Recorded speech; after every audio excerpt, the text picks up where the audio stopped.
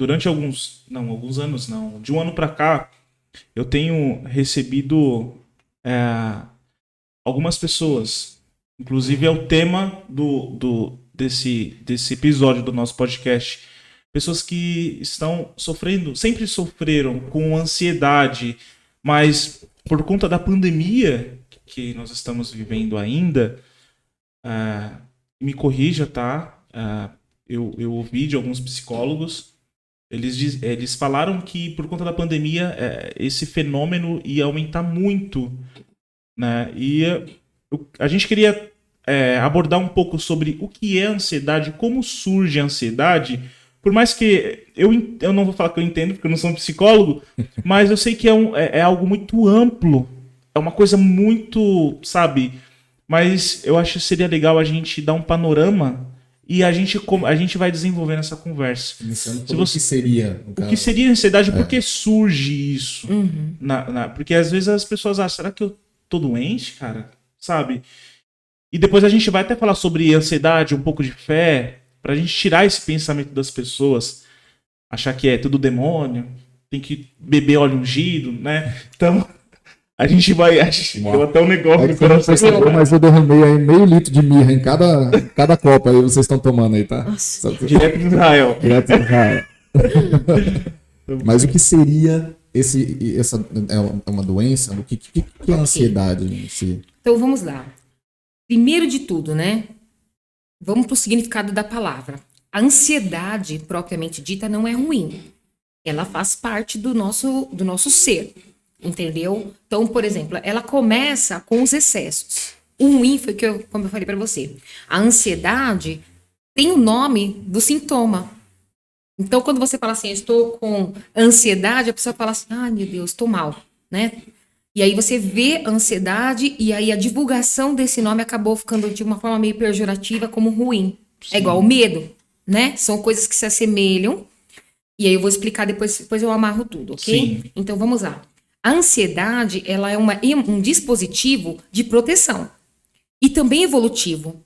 Por quê? Porque à medida que você se sente ansioso num nível de normalidade, eu vou chamar de ansiedade positiva, vamos dizer assim, ok?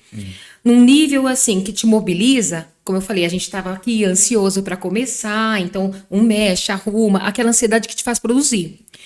O ser humano consegue observar ao longo da história a evolução junto com a ansiedade. Como eu falei para você, a ansiedade no início, nós éramos nômades. Ok, o pessoal mudava, coisa e tal, caçava. Aí o que acontece? Preciso ficar no lugar, porque eu preciso me proteger do tempo, eu preciso ter uma previsão. Então essa necessidade de previsão foi fazendo com que o homem evoluísse. Então ele passou de ser nômade para poder ter uma residência fixa. Para poder armazenar aquilo que, né, ele foi aprendendo a plantar, foi aprendendo a cultivar, precisou de um movimento ansioso para isso, para planejar e para resolver. Então, a ansiedade, ela é um movimento do nosso organismo que nos ajuda, ok? Sim. Assim como várias outras coisas. Por exemplo, quando você sente fome, né? É um alerta. Seu corpo está comunicando que você precisa reabastecer. Cafézinho, faltou um pãozinho. O pão tá ali, ó. Faltou pãozinho. Coraçãozinho aqui, né? Então, o que acontece? O nosso corpo sinaliza. E isso não é ruim. O medo é uma emoção primária de preservação. Se a gente não tivesse medo, a gente não ia se programar. Vem aqui, faz de qualquer forma, faz de qualquer jeito, sai de madrugada, não se preocupa com nenhum cautela, cuidado, né? Fábio trabalha com projetos, sabe como que é, precisa calcular, recalcular. Então, sem o medo, se você não tivesse esse dispositivo medo, também vou chamar de medo positivo, medo saudável. Então, numa determinada quantidade, que é o adequado, confortável, faz parte, né? Por exemplo, até tudo em excesso, até alegria em excesso faz mal. Tipo, sou uma pessoa que é alegre o tempo inteiro, que ela nunca se preocupa, ela nunca se programa. Lembrei de um filme, Divertidamente. Nossa, bem legal. Você pode legal. ver. Qual que é a conclusão? Né? Qual que é a conclusão do filme? A tristeza foi necessária para fazer a Riley voltar para casa. Verdade. E ressignificar esse momento de mudança de idade que ela estava vivendo. Nossa. Você entendeu? Então isso acontece com a gente também. Pô, medo, eu tenho tantos anos, eu tenho família, com o futuro. É ruim isso? Agora, vamos passar para a ansiedade patológica.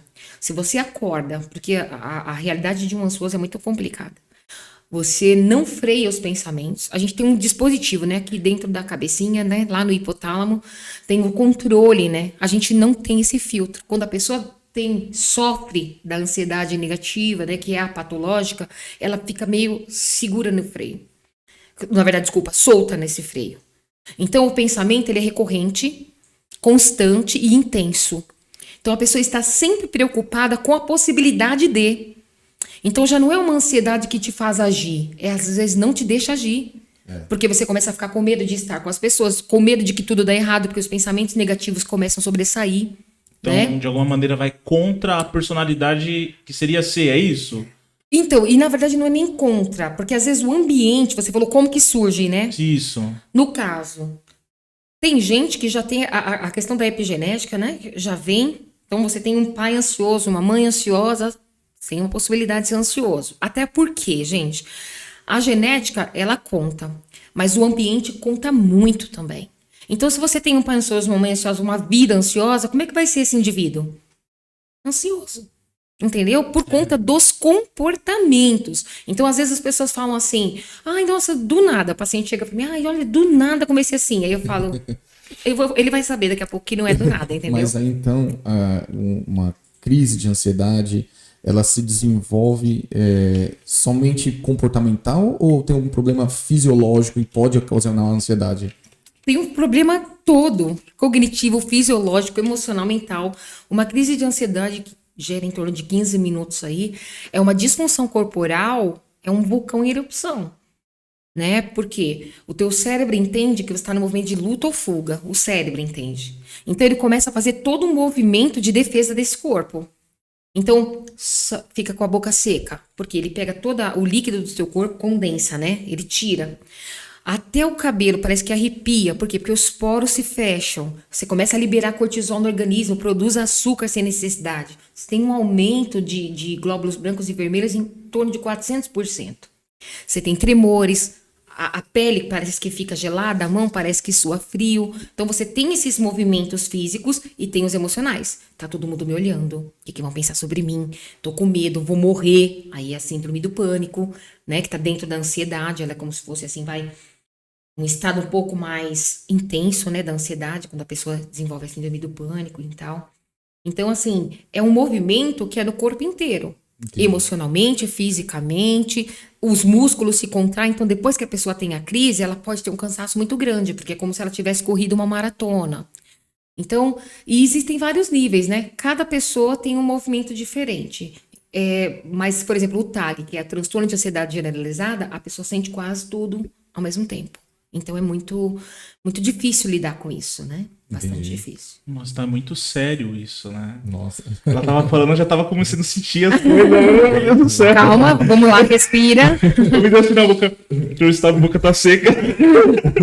Não, mas,